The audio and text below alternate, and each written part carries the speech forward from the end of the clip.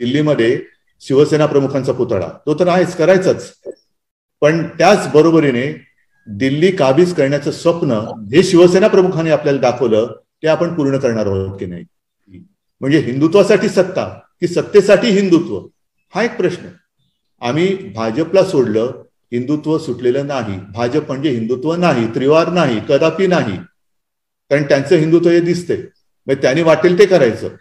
आता सुद्धा आपल्यावरती टीका करताना सांगतात की तुम्ही आमच्यासोबत युतीत लढलात, हा लोकशाहीचा अपमान आहे. शिवसैनिक आहोत, मर्द आहोत, आम्ही षंड नाहीत, आम्ही एकट्याने लढू, वीरासारखे लढू.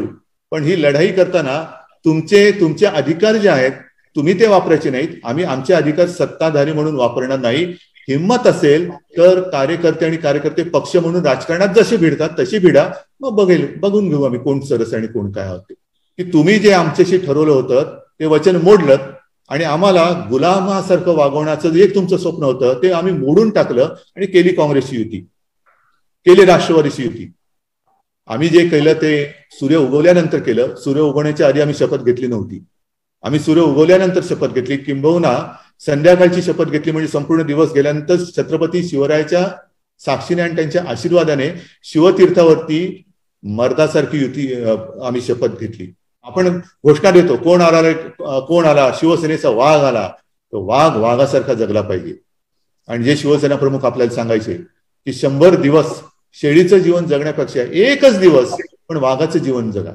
बाबरी पाडल्यानंतर गर्व से कौम हिंदू आहे आणि बाबरी जर का शिवसैनिकांनी पाडली असेल तर त्यांचा मला अभिमान आहे, हे बोलल्यानंतर देशभर शिवसेनेची आणि शिवसेना प्रमुखांची लाट उसळली होती, देशभर. तेव्हा जर का शिवसेना प्रमुख आणि आपण सर्वजण महाराष्ट्राच्या बाहेर सीमोल्लंघन केलं असतं तर न जाणं आज शिवसेनेचा पंतप्रधान दिल्लीत दिसला असता. ही आपण युती केली होती. मी पुन्हा सांगतो की हिंदुत्वासाठी सत्ता आपल्याला हवी होती, सत्तेसाठी हिंदुत्वाचा वापर आपण कधीही केला नाही आणि कदापि करणार नाही. आपण आणि शिवसेना प्रमुखांनी एका बलवान आणि समर्थ हिंदुस्थानचं एक स्वप्न बघितलं. तो हिंदुस्थान तो आम्हाला हवा आहे. हा हिंदुस्थान म्हणजे माझ्या मांडीखाली, माझ्या अंगठ्याखाली असला पाहिजे. आणि जसं इंग्रजांच्या वेळेला एक गुलामगिरीचं वातावरण देशात तयार झालं होतं, ते वातावरण तयार करणं हे हिंदुत्व नाही. आणि हिंदुत्ववादी खरे हिंदू हे असं कदापि होऊ देणार नाही. जय महाराष्ट्र सगळ्यांना. जय महाराष्ट्र. जमलेल्या माझ्या सर्व शिवसैनिक बांधवांनो, भगिनींनो आणि मातांनो, खूप दिवसांनी आपण असे समोरासमोर येतो आहोत. तसं पाहिलं तर तुमच्या लक्षात असेल की गेल्या वर्षी साधारणतः फेब्रुवारीमध्ये आपण भेटलो होतो वर्षावरतीच, आणि आपण कार्यक्रम ठरवला होता की राज्यभर शिवसंपर्क मोहीम राबवायची. सगळं ठरलं आणि दुसरी लाट आली. आता सुद्धा साधारणतः दिवाळीच्या सुमारास मी ठरवत होतो की राज्यभर फिरायचं, आपल्या सगळ्यांचं दर्शन घ्यायचं, संवाद साधायचा.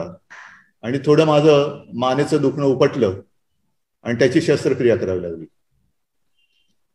त्यातनं बाहेर पडतोय, गाडं आता रुळावर आलेलं आहे. आपल्या सगळ्यांच्या आशीर्वादाने, शुभेच्छामुळे आणि प्रेमामुळेच हे शक्य झालेलं आहे. ते ठरवतो तेवढ्यात तिसरी लाट आली. शेवटी लाटा मागून लाटा करोनाच्या येऊ शकतात आणि ते येत आहेत, तर आपली शिवसेनेची लाट सुद्धा आपण का आणू शकत नाही. जर एक व्हायरस त्याच्या लाटा एका मागून एक आणत असेल तर आपल्याकडे एक प्रचंड तेजस्वी वारसा आहे. आणि तो भगव्याचा वारसा तो घेऊन संजय, आता आपण बोललात की दिल्लीमध्ये शिवसेना प्रमुखांचा पुतळा तो तर आहेच, करायचाच, पण त्याच बरोबरीने दिल्ली काबीज करण्याचं स्वप्न हे शिवसेना प्रमुखांनी आपल्याला दाखवलं ते आपण पूर्ण करणार आहोत की नाही. ते जर आपण करणार असू तर आणि तर आपल्या या सगळ्याला अर्थ आहे, नाहीतर हे सगळं निरर्थक आहे. आज 23 जानेवारी, मगाशी मी इकडे आपल्यासमोर उपस्थित व्हायला आलो तेव्हा सुभाष देसाईंचं भाषण चाललं होतं. आणि देसाई साहेब, आपण बोललात की हा आजचा दिवस हा आपला एक शिवसैनिकांच्या आयुष्यातला सण असतो. आणि तो सण म्हणजे दरवर्षी प्रचंड संख्येने आपण सगळे मातोश्रीवरती यायचात. मला तेही दिवस आठवतात. मी तेव्हा खूप लहान होतो, पण वाजत गाजत सगळे यायचे. अगदी पहाटेच्या सुमारास पहिले ते डोंबिवलीचे आमोणकर यायचे, शरद आमोणकर, आणि नंतर प्रचंड ओघ शिवसैनिकांचा तिकडे सुरू व्हायचा. आणि संध्याकाळी आपल्या षण्मुखानंद हॉलमध्ये कार्यक्रम असायचा. आणि त्या कार्यक्रमामध्ये आपले प्रमोद नवलकर दरवर्षी सांगायचे की 23 जानेवारी, 19 जून आणि 13 ऑगस्ट हे शिवसैनिकाच्या आयुष्यातले 3 सण आहेत. हे 3 सण त्याची जाणीव करून देणाऱ्या प्रमोद नवलकरांचा सुद्धा जन्मदिवस आहे. मी शिवसेना प्रमुखांना तर नेहमीच अभिवादन करत असतो, ते तर आपल्या हृदयात आहेतच. नवलकर काय, शिवसेना प्रमुखांचे ते सगळे साथी सोबती ज्यांनी खांद्याला खांदा लावून महाराष्ट्र पिंजून काढला, शिवसेनेची बीज रोवली आणि त्या बीजाचं झालेलं महावृक्षात रूपांतर आणि त्या महावृक्षाला आलेली फळं ही आज आपण चाखत आहोत. म्हणून त्या सर्वांना म्हणजे नवलकर आहेत. आणि असं काही नाही की प्रत्येक वेळेला जन्मदिवस असला तरच अभिवादन करायचं, नाही, त्या सर्व त्या पिढीतल्या सर्वांनाच ज्यांच्या कष्टाने आज आपल्याला हे दिवस दिसत आहेत त्यांना सगळ्यांना मी विनम्र अभिवादन करतो. आणि जो आपला रिवाज आहे की संध्याकाळ म्हटल्यानंतर एकत्र भेटायचं, तो रिवाज मोडून चालणार नाही. आज आपण प्रत्यक्ष भेटू शकत नसलो तरी सुद्धा या एका तंत्रज्ञानाच्या प्रगतीमुळे आपण भेटू तर शकतोच आहोत. या भेटीला कोणी अडवू शकत नाही. ना गर्दीचं बंधन, म्हणजे किती ठिकाणावरनं तुम्ही जॉईन व्हायचं याला काही बंधन नाहीये. एका ठिकाणी जमण्याला थोडंसं बंधन आहे आणि मास्क घालणं हे अनिवार्य आहे, हा भाग वेगळा. आज मी तुमच्या समोर तसं पाहिलं तर खूप दिवसानंतर आलेलो आहे. मधला 1 महिना 1-2 महिने हे माझे त्या शस्त्रक्रियेनंतर उपचारामध्ये गेले. आज सुद्धा माझं थोडंसं नाही म्हटलं तरी फिजिओथेरपी चालू आहे.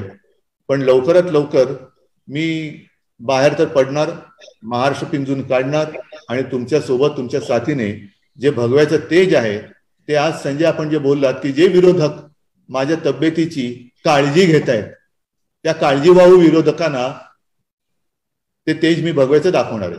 जसं काळजीवाहू सरकार असतं तसं हे काळजीवाहू विरोधक आहेत आणि स्वतःच्या काळजीने त्यांचा अंत होणार आहे. त्याच्यामुळे त्यांची चिंता करण्याची गरज नाहीये. हे काळजीवाहू विरोधक हे कोणी एकेकाळी आपले मित्र होते, हे नाही म्हटलं तरी आपले दुःख आहे. याचं कारण आपण त्यांना पोचलंच. आणि मी मागे एकदा बोललो होतो, मला वाटतं आपल्या गोरेगावच्या शिबिरात, की 25 वर्ष आपली युतीमध्ये सडली. तीच भूमिका आणि तेच माझं मत आजही कायम आहे. मी त्या मतावर ठाम आहे. याचं कारण असं की पूर्वी शिवसेना प्रमुख म्हणायचे की राजकारण म्हणजे गजकरण आहे, जेवढं खाजवावं तेवढी अधिक खाज येते. तसे हे सगळे गजकरणी म्हणजे राजकारणातले, नाही तर पुन्हा त्याच्यावरनं मथळायचं की यांना मी गजकरणी म्हटलं. तसं नाही, ज्यांना राजकारणाचं गजकरण झालेलं आहे त्यांच्याबद्दल मी बोलतोय की ते राजकारण म्हणून आता काही खाजवत आहेत. आपण यांच्यापासून का दुरावलो की त्यावेळेला शिवसेना प्रमुखांनी आपल्याला एक दिशा दाखवली की हिंदुत्व हिंदुत्व हिंदुत्व हिंदुत्व कशासाठी? हिंदुत्वासाठी आपल्याला सत्ता पाहिजे होती. म्हणजे हिंदुत्वासाठी सत्ता की सत्तेसाठी हिंदुत्व, हा एक प्रश्न. आजचं यांचं जे पोकळ हिंदुत्व आहे ते सत्तेसाठी अंगीकारलेलं एक ढोंग आहे. होय, तसंच आहे. हा एक जसं एक वाघाचं कातडं पांघरलेल्या काय गाढव म्हणा शेळी असते, तसं यांनी हिंदुत्वाचं कातडं पांघरलेलं आहे. हे आता आपल्या लक्षात आलं, 25 वर्षांना पोचल्यानंतर लक्षात आलं. हे दुर्दैव आहे. कारण आपण त्यांच्यापासून, मग लोक म्हणतील तुम्ही काय करतात, आम्ही काय करतो. अनेकदा आपल्यावरती टीका होते की तुम्ही हिंदुत्व सोडलं. आम्ही हिंदुत्व नाही सोडलं. मी पुन्हा एकदा सांगतो, जे मी अयोध्येत हा प्रश्न मला विचारला होता आणि मी बोललो होतो की आम्ही हिंदुत्वापासून कदापि दूर जाऊ शकत नाही, शकणार नाही. हिंदुत्व आम्ही कधी सोडू शकत नाही, सोडणार नाही. आम्ही भाजपला सोडलं, हिंदुत्व सुटलेलं नाही. भाजप म्हणजे हिंदुत्व नाही, त्रिवार नाही, कदापि नाही. कारण त्यांचं हिंदुत्व हे दिसते, मग त्यांनी वाटेल ते करायचं. आता सुद्धा आपल्यावरती टीका करताना सांगतात की तुम्ही आमच्यासोबत युतीत लढलात. हा लोकशाहीचा अपमान आहे, ही लोकशाही नव्हे. ठीक आहे, मी मागेही त्यांना उत्तर दिले. हे पुन्हा पुन्हा का सांगतोय मी? कारण ते मध्यंतरी त्यांच्या अमित शहा पुण्यात येऊन गेले आणि आपल्यावरती टीका करून गेले. आपल्याला सांगितलं हिंमत असेल तर एकट्याने लढा. ठीक आहे, मी दसऱ्याच्या मेळाव्यात तेही आव्हान स्वीकारलेलं आहे. एकट्याने लढायची आमची तयारी आहे. शिवसैनिक आहोत, मर्द आहोत, आम्ही षंढ नाहीत. आम्ही एकट्याने लढू, वीरासारखे लढू. पण ही लढाई करताना तुमचे अधिकार जे आहेत तुम्ही ते वापरायचे नाहीत. आम्ही आमचे अधिकार सत्ताधारी म्हणून वापरणार नाही. हिंमत असेल तर कार्यकर्ते आणि कार्यकर्ते पक्ष म्हणून राजकारणात जसे भिडतात तशी भिडा, मग बघून घेऊ आम्ही कोण सरस आणि कोण काय होते. पण आव्हान द्यायचं आणि मागे मग ती ईडीची पिढा लावायची, इन्कम टॅक्सची पिढा लावायची, हे शौर्य नाहीये, हे शौर्य नाहीये. याला शिवसेना प्रमुख असते तर ती त्यांची भाषा मी म्हटलं ना की ती आहे, पण तुम्हाला मी म्हटलं शिवसेना प्रमुख असते तर काय म्हटलं असतं, याच्यावरून तुम्हाला कळेल की काय म्हटलं असतं. त्याला ते म्हणतात. त्याच्यामुळे त्यांनी तशी आव्हानं देण्याची गरज नाहीये. प्रश्न काय येतोय की आपण आता पुढे चाललेलो आहोत. पुढे जात असताना ज्याप्रमाणे आपल्याशी हे सगळे पक्ष वागले, मग तो भारतीय जनता पक्ष, त्यांची नीतीच ती आहे, म्हणजे वापरायचं आणि फेकून द्यायचं. ते दिवस आठवा ज्या वेळेला यांचं डिपॉझिट जप्त होत होतं, तेव्हा यांनी प्रादेशिक पक्षांची युती केली, म्हणजे आपल्याशी केली, अकाली दलाशी केली, ममता बॅनर्जीशी केलेली, समता, ममता, जयललिता हे सगळे पक्ष सोबत घेऊन अटल बिहारी वाजपेयींनी तेव्हा सरकार चालवलं होतं. आपण एक दिलाने त्यांना साथ दिली की काही करा तुम्ही तर तुम्ही, पण भगवा फडकलाय तो उतरू देऊ नका. आता तो भगवा, त्या भगव्याचा रंग आता एकदम पुसट होत चाललेला आहे. आणि मी जो एक शब्द वापरला मध्ये नवहिंदू, हे नवहिंदू आणि नवहिंदुत्ववादी हे हिंदुत्वाचा वापर स्वतःच्या स्वार्थासाठी करायला लागलेले आहेत. हिंदुत्व हे कुठेही गेलं तरी हिंदुत्व आणि हिंदू हे एकच राहणार, त्याची व्याख्या, त्याचा अर्थ हा एकच राहणार. सोयीप्रमाणे बदलणारं हिंदुत्व हे आमचं हिंदुत्व नाही, कदापि नाही. सोयीप्रमाणे बदलणार म्हणजे कसं, सत्ता पाहिजे म्हणून इकडे हिंदुत्ववाद्यांशी युती, सत्ता पाहिजे म्हणून तिकडे मेहबूबा मुफ्तीशी युती, सत्ता पाहिजे म्हणून संघमुक्त भारत म्हणणाऱ्या नितीश कुमारशी युती, सत्ता पाहिजे म्हणून ज्या वेळेला मोदी हटाव या एका वाक्याला साथ देणाऱ्या चंद्रबाबूशी युती. हे आपलं हिंदुत्व नाही. अगदी आता जरी म्हटलं तरी आम्ही जेव्हा म्हणतो की समान नागरी कायदा पाहिजे, म्हणजे काय, एक देश, ते काय म्हणायचे ना, एक निशाण, एक विधान, एक हे, एक ते. तर कुठे आता हिंदुत्व म्हणून काही राज्यांमध्ये गोवंश हत्याबंदी, पण मतं पाहिजेत म्हणून तिकडे त्या गोवंश हत्याबंदीचं नामोनिशाण नाही. हे हिंदुत्व असू शकत नाही. जर खरे मर्द हिंदू असाल तर अगदी काश्मीर पासून कन्याकुमारीपर्यंत एक धोरण घेऊन पुढे चला. तुम्ही सोयीप्रमाणे जे काही करता आहात, आम्ही लोकशाहीचा अपमान केला. काय केला की तुम्ही जे आमच्याशी ठरवलं होतं ते वचन मोडलं आणि आम्हाला गुलामासारखं वागवण्याचं जे एक तुमचं स्वप्न होतं ते आम्ही मोडून टाकलं आणि केली काँग्रेसची युती, केली राष्ट्रवादीची युती. आम्ही जे केलं ते सूर्य उगवल्यानंतर केलं. सूर्य उगवण्याच्या आधी आम्ही शपथ घेतली नव्हती. आम्ही सूर्य उगवल्यानंतर शपथ घेतली, किंबहुना संध्याकाळची शपथ घेतली, म्हणजे संपूर्ण दिवस गेल्यानंतर छत्रपती शिवरायाच्या साक्षीने आणि त्यांच्या आशीर्वादाने शिवतीर्थावरती मर्दासारखी युती आम्ही शपथ घेतली, चोरून मारून नाही घेतली. हे आमचं हिंदुत्व आहे. आम्ही करतो ते उघडपणाने करतो. आणि तुम्ही जे काय करतात, जे तुम्ही म्हणता की लोकशाहीचा अपमान, तुम्ही दिलेलं वचन मोडलं म्हणून हा नवीन घरोबा केला. पण तुम्ही तर अनेक ठिकाणी सरकार पाडून, आमदार फोडून जे काही सरकार आणलं त्याला तुम्ही लोकशाही म्हणता, त्याला तुम्ही लोकशाहीचा सत्कार मानता.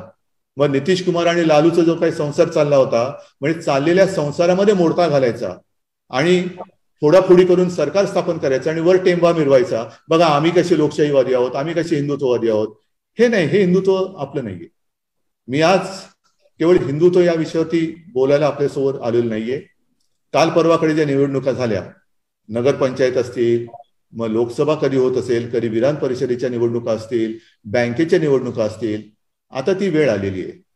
ती वेळ म्हणजे असं, जर आपण सर्वत्र, म्हणजे अगदी इतर राज्यात सुद्धा आपण आता निवडणुका लढवत आहोत. इतर राज्यात महाराष्ट्र सोडून सुद्धा आपण निवडणुका लढवायच्या, जे काय होईल ते होईल. पण खरं हिंदुत्व काय आहे ते घेऊन आपण पुढे जायचं. हार होईल, जीत होईल, ठीक आहे, होऊ द्या.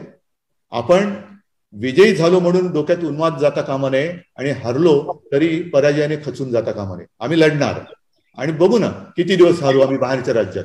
एक दिवस तो येईल. जसा भारतीय जनता पक्षाच्या आयुष्यात आलेला आहे तसा आमच्याही आयुष्यामध्ये येईल आणि आम्ही तो आणू, एवढी जिद्द आम्हाला शिवसेना प्रमुखांनी दिलेली आहे.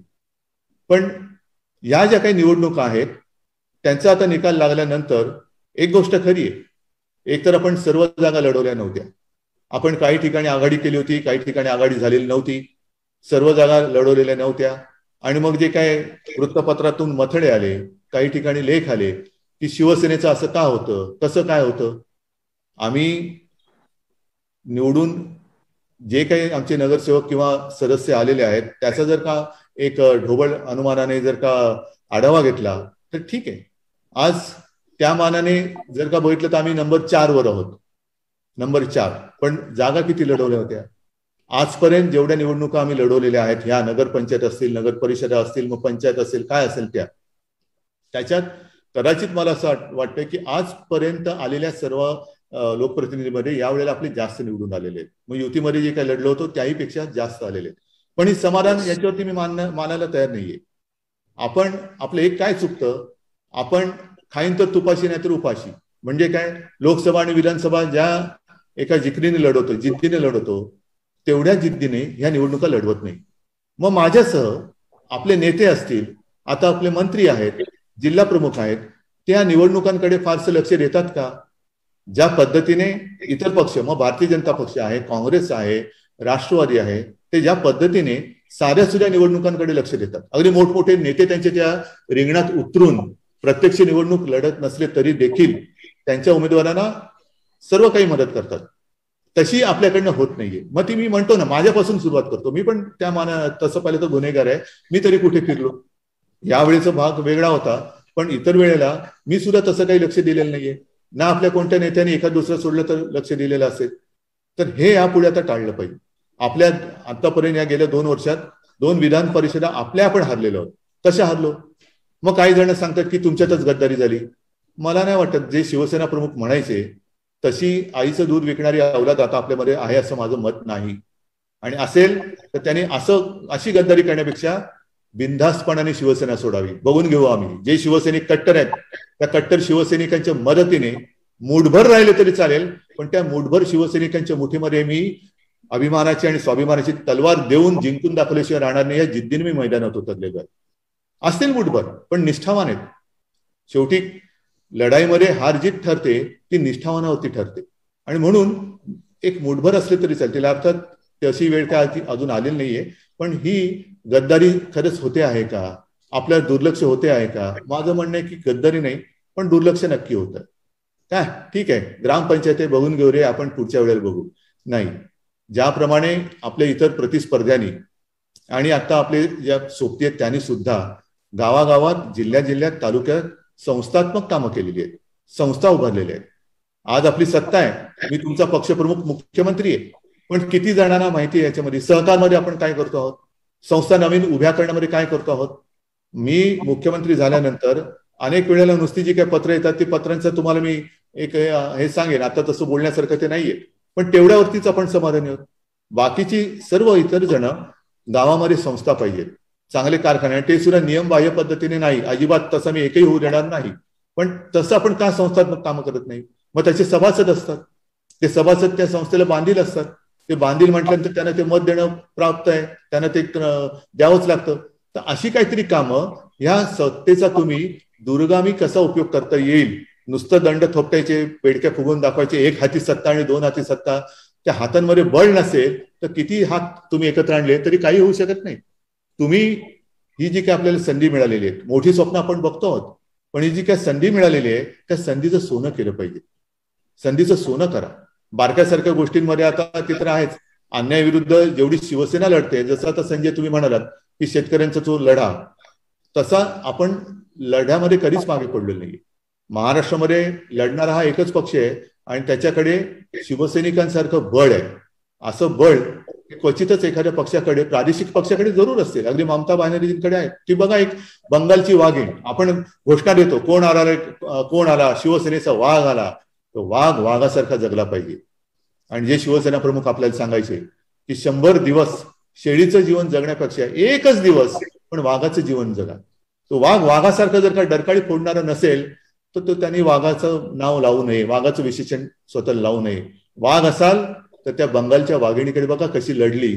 तिला सुद्धा चहूबाजूने घेरलं होतं, पण असा काही फटका मारला, मला नाही वाटत नजीकच्या काळामध्ये हे तिकडे पुन्हा पिरपिर करायला जाऊ शकतील. त्याला म्हणतात जिद्द, आणि ती जिद्द आपल्यामध्ये आहे. ती जिद्द आपल्यामध्ये आहे. पण थोडंसं काय झालं सुरुवातीच्या काळामध्ये, म्हणजे जेव्हा बाबरी पाडली त्यावेळेला सगळेजण पळाले होते. मी वारंवार सांगतोय. का सांगतोय? कारण आता नवीन पिढी आलेली आहे. त्यांच्याकडे सुद्धा हिंदुत्ववाद्यांकडे सुद्धा नवीन पिढी आलेली आहे आणि त्यांना असं वाटतं की आपणच एकटे हिंदुत्वाचे शिलेदार आहात. हे सगळे भंपक आहेत. पण बाबरी पाडल्यानंतर गर्व से कौम हिंदू आहे आणि बाबरी जर का शिवसैनिकांनी पाडली असेल तर त्यांचा मला अभिमान आहे, हे बोलल्यानंतर देशभर शिवसेनेची आणि शिवसेना प्रमुखांची लाट उसळली होती देशभर.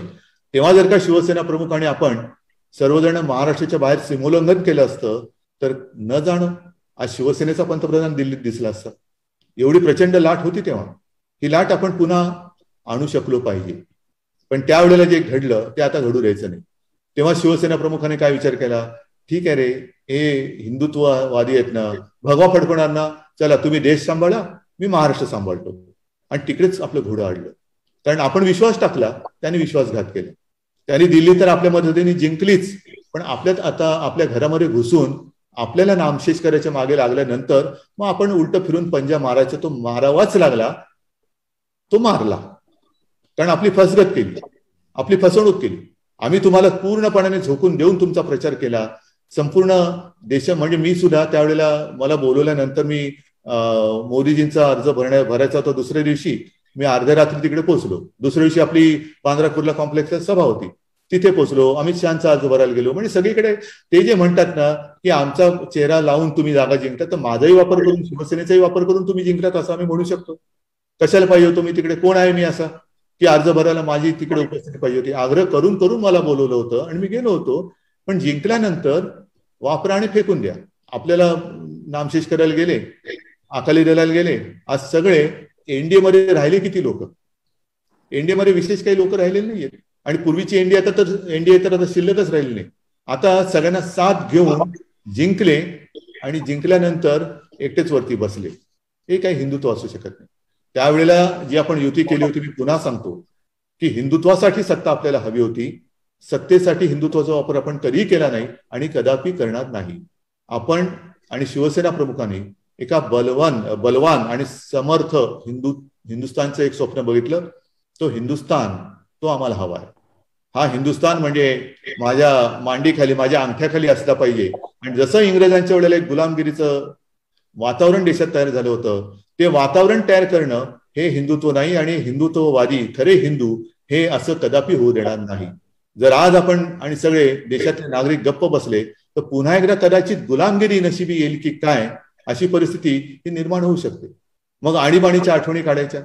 आणीबाणीमध्ये जे सगळे विरोधात होते आता तेच आणीबाणी सदृश्य परिस्थिती देशात निर्माण करतात. आणि हे मोडायचं असेल तर शिवसेनेसारखा मर्दच तिकडे मैदानामध्ये पाहिजे. आणि तो मर्द आज माझ्या समोर आहे. मला आता जिल्हा प्रमुख आहात तुम्ही, तालुका प्रमुख आहात, जे कोणी आहात, तुम्ही सगळेजण अगदी तलवार म्हणजे त्या तलवारी नाही, माझ्या बाजूला मी मुद्दामून दोन्ही आपले छत्रपती शिवाजी महाराज आणि याबद्दल शिवसेना प्रमुखांचं मी प्रतिमा घेऊन बसलोय. ते केवळ दिखावा किंवा पाठी काहीतरी बरं दिसावं म्हणून बसलेलं नाहीये, तर त्यांच्यापासून प्रत्यक्ष रणांगणात उतरण्यासाठी म्हणून मी या प्रतिमा लावलेल्या आहेत. आणि मला अपेक्षा आहे ती तुमच्याकडनं. यापुढे प्रत्येक निवडणूक, मग ती बँकेची असेल, ग्रामपंचायत असेल, विधान परिषद असेल, स्थानिक स्वराज्य संस्था असतील, लोकसभा असेल, जिंकायचीच या जिद्दीने आपण लढलं पाहिजे. आणि म्हणून मी एक तुम्हाला आठवण सांगतो की काही वर्षांपूर्वी आशाताई म्हणजे आशा भोसलेंचा एक कार्यक्रम आपण आयोजित केला होता पुण्यामध्ये. आणि त्यावेळेला आशाताईंचं एक गाणं खूप लोकप्रिय झालं होतं. आशाताईंचं गाणं लोकप्रिय झालं होतं हे आता बोलणं म्हणजे हास्यास्पद आहे, कारण त्यांचं गाणं कोणतं असं नाही की लोकप्रिय झालेलं नाही. पण ते लोकप्रिय झालेलं गाणं, त्यांना प्रश्न विचारला आशाताईंना, तुम्ही एवढी गाणी गायलात आणि बहुतेक सगळी गाणी लोकप्रिय झाली, ह्याच्या मागचं तुमचं रहस्य काय सांगावं आशाताईंनी. ती म्हणाली, मी आता अनेक गाणी गायली, माझ्या लक्षात नाही नेमकी किती गाणी गायली, पण आज देखील जे गाणं मला गाण्यासाठी येतं ते माझ्या आयुष्यातलं पहिलं गाणं आहे असं समजून मी मेहनत करते, रियाज करते आणि मग मी गाणं गाते. बघा किती साधा आणि मोठा विचार आहे. आपण काय म्हणतो, निवडणूक आली 100% जिंकणार, प्रश्नच नाही. मग संध्याकाळी 5-6 वाजता मतदान होतं, त्याही वेळेला विचारलं, साहेब आली सीट, लागली सीट, जिंकलो, समोरच्याचं डिपॉझिट जाणार. आणि मग दुसरा दिवस उजाडतो, डिपॉझिट जरी गेलेलं नसलं तरी दांडीगोल झालेली असते बऱ्याच वेळेला. मग आपण विचारतो, काय रे काय झालं. मग सांगितलं जातं, साहेब काय सांगू, यांनी गद्दारी केली, त्यांनी गद्दारी केली, तो घरी बसला, तो असं केला. अरे काल निवडणुकीचं मतदान होईपर्यंत 100% जिंकलेला, मग मतपेटीत गेल्यानंतर गद्दारी झाली का? नाही. तर फाजील आत्मविश्वास नडतो, फाजील आत्मविश्वास. आत्मविश्वास पाहिजे. जे बाळासाहेब सांगायचे त्यांना त्यांच्या वडिलांनी म्हणजे माझ्या आजोबांनी सांगितलं की जर तुझ्यामध्ये आत्मविश्वास असेल तर जगाच्या पाठीवर कुठेही जा, तुला मरण नाही. पण तो आत्मविश्वास असला पाहिजे, फाजील आत्मविश्वास असता कामा नये. आणि म्हणून मी आज ह्या बाळासाहेबांच्या आपल्या दैवताच्या जन्मदिनी एवढंच सांगेन, आणि तेही त्यांनीच सांगितलेले, शिवसेना प्रमुखांनी सांगितलेले. काय सांगितलं की तुम्ही सर्व शिवाजी महाराजांना मानताना, होय आपलं दैवत आहे. मग असं समजा की छत्रपती शिवाजी महाराज आज सुद्धा रायगडावरती आहेत, आणि आपण कसं वागलं पाहिजे की ते आपल्या पाठीवरती कौतुकाची थाप मारतील, आणि आपण कसं नाही वागलं पाहिजे की ते आपल्याला टकमकटोक दाखवतील. हे एवढं जरी रोज आपण विचार केला ना, तरी मला असं वाटतं आपण योग्य दिशेने चालू. आणि म्हणून मला आज हेच सांगायचंय की आज सुद्धा आपण मानतो की शिवसेना प्रमुख आपल्यात आहेत, आणि आहेतच. जरी ते असे नसले तरी एक त्यांची प्रेरणा, त्यांची चेतना ही आपल्यात आहे, त्यांचं तेज आपल्यामध्ये आहे. नाहीतर आपण इथपर्यंत आलोच नसतो. ही लढाईची जी ईर्ष्या आहे ती आपल्यात येते कुठून? तर असं समजा की शिवसेना प्रमुख आज आपल्यामध्ये आहेत, आणि आपण असं काय केलं तर ते आपल्या पाठीवरती कौतुकाची थाप मारतील, आणि नाही केलं तर अगदी टकमकटोक नाही, पण जो काय निर्णय घ्यायचा ते घेतील. एवढं जरी मला असं वाटतं आपण केलं, तरी मला असं वाटतं की आपली स्वप्न ही केवळ स्वप्न न राहता ही सत्यामध्ये उतरल्याशिवाय राहणार नाही. आणि तेवढे तुम्ही समर्थ आहात, बलवान आहात. फक्त तुम्हाला थोडंसं, म्हणजे मी अनेकदा सांगितलेलं आहे की त्यावेळेला असं म्हटलं जायचं की अशी शिवसेना ही अशी एकमेव संघटना आहे की त्या शिवसेनेत असे शिवसैनिक आहेत की वरच्या मजल्यावरनं उडी मार म्हटल्यानंतर, शिवसेना प्रमुखाने उडी मार म्हटल्यानंतर एक क्षणाचा विचार न करता ते उडी मारतील. पण आपल्याला माहिती आहे आणि माहित होतं की शिवसेना प्रमुख असं कधीच सांगणार नाही की अरे जा रे गच्चीत जाणे उडी मार, मी तुमच्यासाठी जीव द्यायला तयार आहे. ठीक आहे, पण जीव देऊ नको हे ते सांगणार, कारण जीव द्यायला ते कधीच कोणता नेता सांगत नाही. मग त्या जीवाचं नेमकं करायचं काय? तर त्या जीवाचं हेच करायला पाहिजे की आपण अहोरात्र मेहनत करायची आणि आपलं जीवन हे सार्थकी लावायचं. आपला जो भगवा आहे, या भगव्याला एक परंपरा आहे. याही बाबतीत मी मागे बोललेलो आहे की छत्रपती शिवाजी महाराजांनी जो भगवा आपल्याला दिला, तोच भगवा शिवसेना प्रमुखाने आपल्या हाती का दिला? असं काही नव्हतं की आदेशला सांगितलं आदेश जा रे जरा बाजारात जाऊन कुठलं स्वस्तात मिळतं ते कापड घेऊन ये. मग आदेश बाजारात गेला आणि साहेब हे भगव्या रंगाचं कापड सगळ्यात स्वस्त होतं म्हणून घेऊन आलो. नाही, हे कापड भगवा रंग हा सगळ्यात मौल्यवान आहे. त्याचं मौल्य, त्याची जी काही किंमत आहे ती पैशात होत नाही. आणि जो मर्द आहे त्याच्या हातात आणि त्याच्या खांद्यावरतीच भगवा शोभतो. म्हणून शिवसेना प्रमुखाने हा भगवा शिवसैनिकाच्या हातात दिलाय. त्या भगव्याचं मोल हे कमी होऊ देऊ नका, त्या भगव्याचं तेज कमी होऊ देऊ नका, त्या भगव्याची ताकद ही कमी तर होऊ देऊ नकाच, पण दिवसागणिक वाढवत चला. एवढीच एक नम्र विनंती आपल्याला करतो आणि तूर्त आपली रजा घेतो. जय हिंद, जय महाराष्ट्र.